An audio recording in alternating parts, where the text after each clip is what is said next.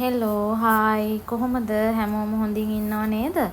ඉතින් අද වෙසක් පොය දවස මුලින්ම ප්‍රාර්ථනා කරනවා හැමෝටම සුබ වෙසක් මංගල්‍යයක් වේවා කියලා.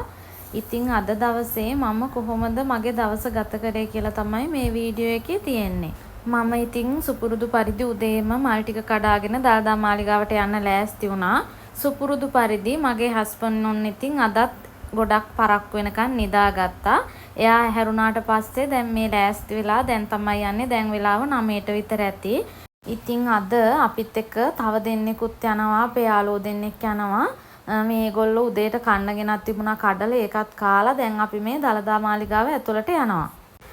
දැන් මම මෙහෙම අත් දෙක වන යනකොට ඔයාලට හිතෙනවා ඇති කෝ අර මම ගෙනාව මල් එක කියලා. ඔයාලා දන්නවද මේ මල් එකට මොකද උනේ කියලා? ඉතින් අපි මගදී එනකොට මේ හස්බන්ඩ්ගේ යාළුවෙක් හම්බ වෙන්න ගියා. ඉතින් එයාගේ චූටි දුව පාරට ආවා. ඉතින් මට හිතුණා ඒ බබාව චුට්ටක් වඩා ගන්න. මම ඉතින් මල් එක හස්බන්ඩ්ගේ ෂීට් එක උඩින් තියලා වාහනෙන් බැස්සා. බැලන බබා හුරතල් කර ඉන්න අතරේ ඉතින් හස්බන්ඩ් වාහනේට නැග්ගා. එයා මල් එක දැක්කේ නෑ. එයා ඒක උඩ වාඩි වුණා.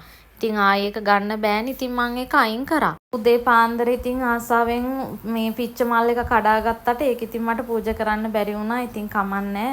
මේ එයා හිතලා කරේ නෑ. ඉතින් ඒක මගෙත් වැරද්ද. මම එයාගේ ෂීට් එක උඩින්නේ තියලා කියේ. කොහොම හරි ඉතින් මම අද මෙතනින් මල් එකක් සල්ලි වලට ගත්තා. එනදට මෙතන ඇතුලේ ගොඩක් සෙනග හිටියට අද නම් ගොඩක් සෙනග හිටියේ නෑ. ඒ නිසා මම නිදහසේ මල් පූජා කරලා බුදුන් ඇඳලා ඊට පස්සේ අපි පහන් පත්තු කරන්න ගියා.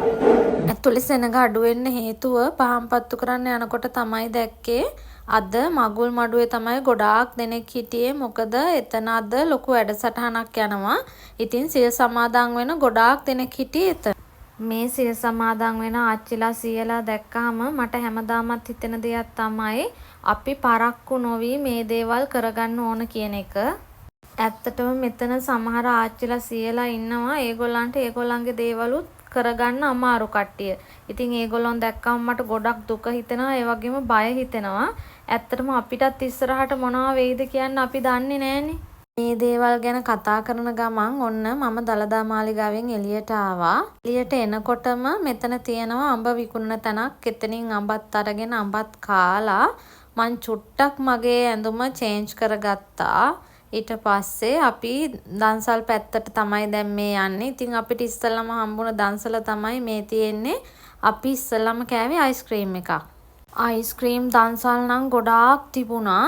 ඉතින් හැමතැනම නම් නැවැත්තුවේ නෑ. මේ ඊළඟට හම්බුණා අපිට රසම රස බීම එකක්. මේ බීම එකත් බීලා ඊට පස්සේ අපිට මාළු පාන් හම්බුණා. ඇත්තටම මේ මාළු පාන් ගොඩක් රසට තිබුණා.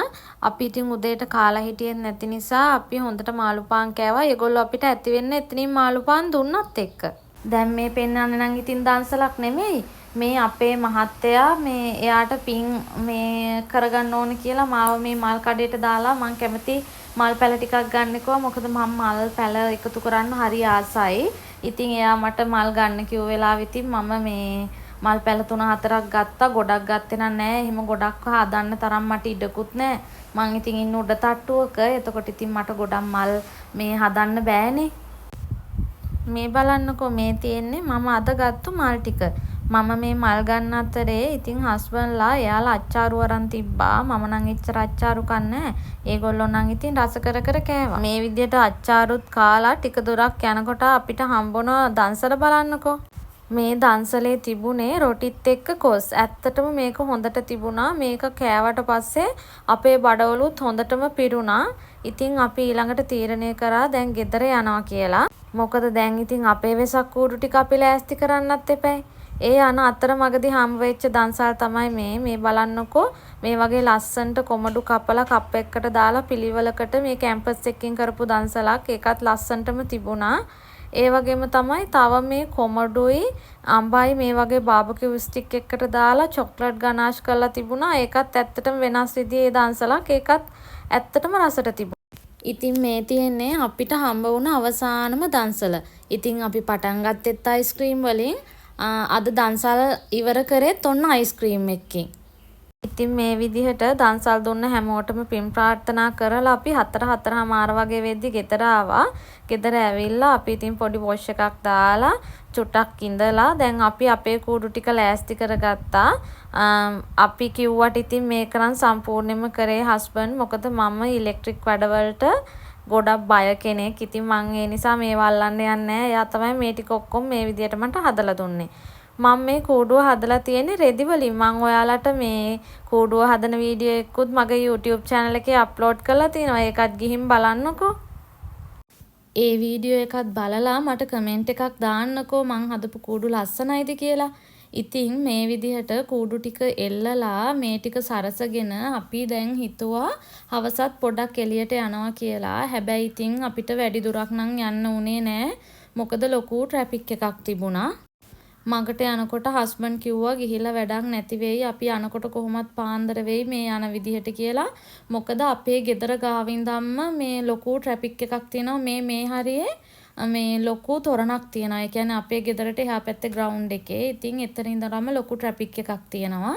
ඒ නිසා ඉතින් ගොඩක් දුර යන්න බැරි වුණා. අපි ටික දුරක් ගිහිල්ලා ආපහු හරවගෙන ආවා. හැබැයි අපිට එන අතරතුරේදී ලස්සන කූඩු තිබුණා. ඒ වගේම මේ තව ඔය බැතිගී තියෙන තැන් දන්සල් තිබුණා. හැබැයි දන්සල් වල නම් ඉන්න බෑ. මොකද මේ දන්සල් වල නම් පුදුම සෙනගක් හිටියේ රෑ. මේ නිසා ඉතින් අපි වැඩිය එහෙම හිටියේ නෑ. මොකද මේ කොච්චර ආස වුණත් මේ වාහනේ දාන්න තැනක් තිබුණෙත් නෑ. අනිත් එක තමයි මේ එහෙම මේ අපි යන වෙලාව වෙනකොට පෝලිම් මාර දිගට තිබුණේ. ඉතින් අපි ආවා.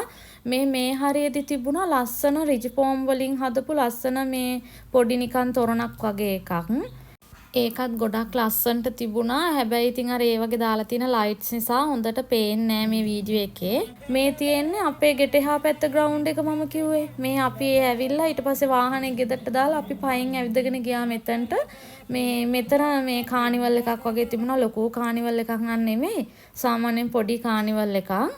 ඇත්තටම පොඩි අයට නම් මෙතන විනෝද වෙන්න ගොඩක් දේවල් තිබුණා. අපිට නම් ඉතින් තිබුණේ මාරකලින්ද බලන එක තමයි. ඇත්තටම ඒක බලපු එක ගැන නම් මට ගොඩක් සතුටු හිතුණා. මොකද මේ මාරකලින්ද කරන්නේ අම්මයි මේ පුතාලා දෙන්නයි. මේ අම්මා මේ බයික් එක මේ විදිහට පදිනවා දැකලා ඇත්තටම මට කාන්තාවක් විදිහට මාරම ආඩම්බරයක් ඇති වුණා. ඉතින් ඒ විදිහට මාරකලින්දත් බලලා අපි දැන් ගෙදර යන්න තමයි හදන්නේ. මේ වෙනකොට වෙලාව 11:08 විතර ඇති. ඉතින් ගොඩක් රෑ වෙලා. ඉතින් එහෙනම් අදට ගිහින් එන්නම්. හැමෝටම සුබම සුබ දවසක්. ආයෙත් ලස්සන වීඩියෝ එකකින් හම්බ වෙමු.